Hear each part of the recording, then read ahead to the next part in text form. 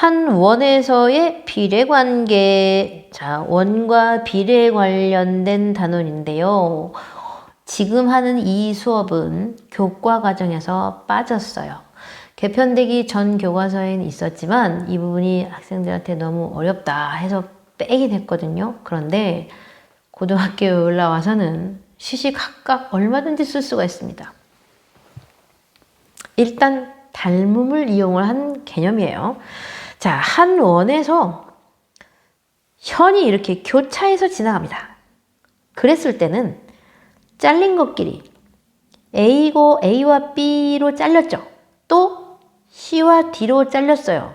지금 이 공식 잘 보세요. 잘린 것끼리 곱이 똑같아요. 오케이. 자, 만약에 여기가 2고 여기가 8입니다. 근데 얘네 길이가 똑같대요. 그럼 얼마일까요? 2 곱하기 8은 16인데 똑같은 두 수를 곱해서 16이 된다면 4, 4 이렇게 돼요. 왜 그러냐면 제가 이렇게 잠깐만요. 빨간색으로 표시 나게 자, 요렇게 삼각형 두 개를 만들어 줄게요. 원이 가지고 있는 성질 첫 번째, 원주각의 크기는 항상 같다. 각이 같아요. 마찬가지로 이쪽에 있는 각도 같아요. 그러네요. 자, 그러면 우리는 닮은 삼각형이죠. 닮은 삼각형인데 가운데는 어차피 막꼭지각으로 같아요. 자, 그러면 이제 우리는 여기를 이용을 해서 닮은 비를 한번 세워볼게요. 자, 마주 보이는 꼭지점 막꼭지각에서 동그라미까지의 대응변은 바로 얘가 되죠. 그리고 여기서부터 여기까지의 비는 여기가 돼요.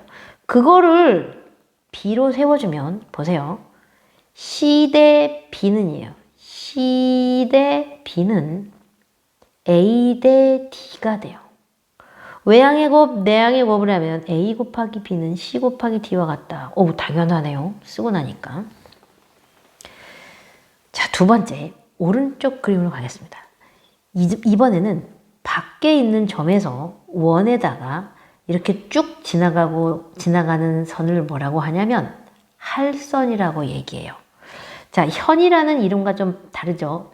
여기서 여기까지는 현인데 밖에서 쭉 자르고 지나간 건 할선이라고 얘기해요. 자, 이번에도 공식은 똑같이 써요. 자, 무슨 공식일까요?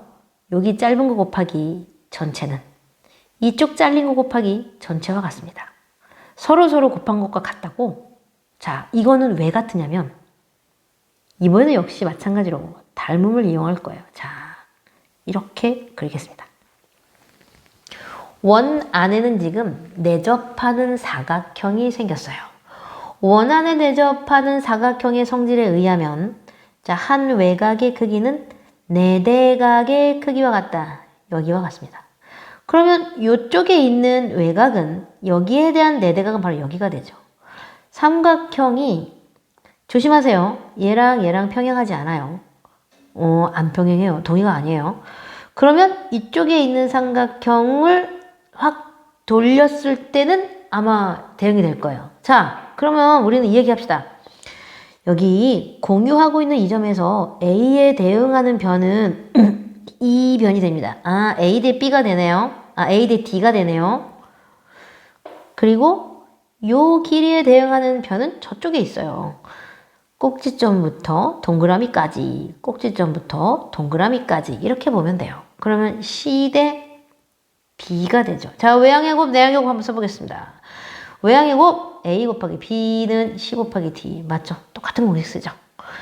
문자로 외우지 마세요. 자, 뭘로 외워야 됩니까? 우리는 문자로 외우지 않고 그림으로 외웁니다. 자, 다시 갈게요. 잘린 거 곱하기 전체는 이쪽 잘린 거 곱하기 이쪽 전체와 같다. 다시 아까 왼쪽 그림으로 갈게요. 잘린 것끼리 곱한 것은 이쪽 잘린 것끼리 곱한 것과 같다. 계속 그림으로 보고 손으로 써가면서 입으로 읊으세요.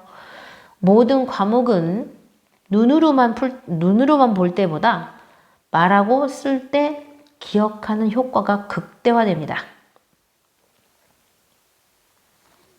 자, 방금 한 걸 조금 이용을 해서 다시 한번 연장을 한번 해볼게요. 자, 자, 아까 냈던 문제랑 비슷하네요. 자, 나는 A 곱하기 B는 C 곱하기 C와 같다라는 말을 할 수가 있죠. 그렇죠. 자, 그럼 이번에는 A 곱하기 B는 여기 잘린 거 곱하기 전체인데요. 맞아요. 이쪽 잘린 게 뭐냐면 반지름에서 D를 뺀 거예요. 그러니까 A 곱하기 B는 요 길이는 반지름 빼기 D다. 요 길이는 반지름 더하기 D다. 그러니까 R-D, R 플러스 D 해서 나온 공식이에요. 지금 선생님이 말하고 있는 이 공식은 외우지 마세요. 안 외워도 돼요. 아까 거나 제대로 기억하면 다 풀려요. 자, 그 다음 또 이렇게 세 번째 여기다가 적용을 하면 어떻게 될까요? 잘린 거 곱하기 전체는 잘린 거 곱하기 전체와 같다 그랬죠. 그러면 이 부분은 D 빼기 R, 이 부분은 D 더하기 R. 그래서 아까랑 비슷한 것 같은 공식이 나옵니다. 별거 아니에요. 자, 다음으로 넘어갑시다. 원의 할선과 접선 사이의 관계. 얘 좀 특이하죠? 네, 얘 좀 특이해요. 하나가 접선이에요.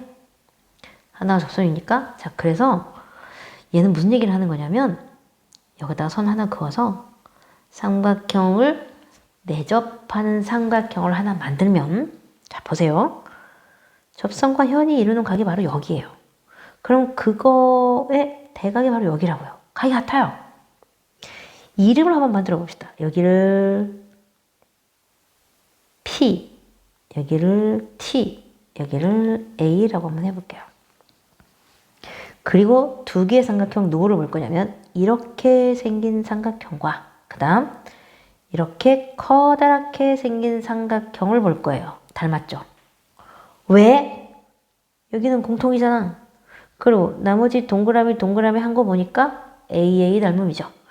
자, 그러면 삼각형의 변의 대응점에 맞춰서 닮음 표시를 한번 해볼게요. 자, 삼각형 A, P, T는 닮았습니다. 커다란 삼각형 APT라고 쓴 거예요. 그러니까 A에 해당되는 각은 동그라미였어요. 그러면 이 작은 삼각형에서 동그라미에 해당되는 점은 T네요. 여기 점이 T라고 되어 있네요. 그렇죠? 그러니까 나는 삼각형 T, 그 다음에 P 얘기해야 되는데 그 P가 공통각이야. 그럼 나도 P. 그 다음에 어디서 끝나기로 했냐면 여기를 B라고 합시다. 나는 B. 이렇게 생겼죠. 자, 그러면 PT가 지금 여기하고 여기에 있어요. 오, 자, 삼각형의 대응점을 쓰고 난 다음에 이렇게 써도 돼요. 요걸 보고 대응변을 쓸 거예요. 자, 무슨 말이냐? PT에 해당되는 대응변은 PB가 됩니다. 그냥 요 기호만 봐도 알아낼 수 있어요. 만약에 그러면 AP에 해당된다는 길이는 TP에 해당이 되겠죠. 자, 그래서 잘 보세요. 물결무늬로 AP에 해당되는 대응변은 TP에다가 물결무늬 표시를 했으니까 이렇게 되고, 그 다음에 선분 표시 PT, 이쪽에 PT는 PT 대 PB가 되겠네요. 외항의 곱, 내항의 곱 한번 해볼까요? 그러면 PT의 제곱은 AP 곱하기 PB가 돼요. 뭘까요?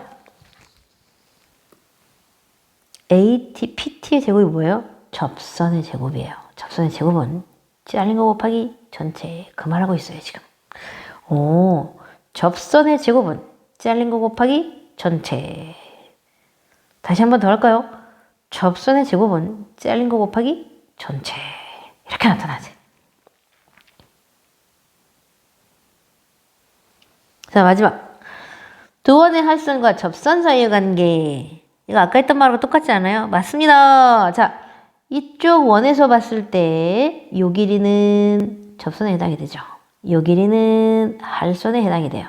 그러니까 B의 제곱은 잘린 거 곱하기 전체가 될 건데 그거는 이쪽 원에서도 마찬가지예요. 그러니까 길이가 똑같다 그 얘기하는 거예요. 자, 그럼 오른쪽에서는 어떻게 될까요? 거꾸로 갔네요. 이번엔 접선을 공유를 하고 할선 두 개가 양쪽으로 뻗어나가고 있어요. 왼쪽 원에서는 접선의 제곱은 잘린 거 곱하기 전체라고 할 건데 오른쪽 원에서는 접선의 제곱은 잘린 거 곱하기 전체라고 할 거예요. 지금 길이가 달라 보이긴 해도 잘린 거 곱하기 전체는 이쪽 잘린 거 곱하기 전체와 같습니다. 같은 공식을 써요. 그죠?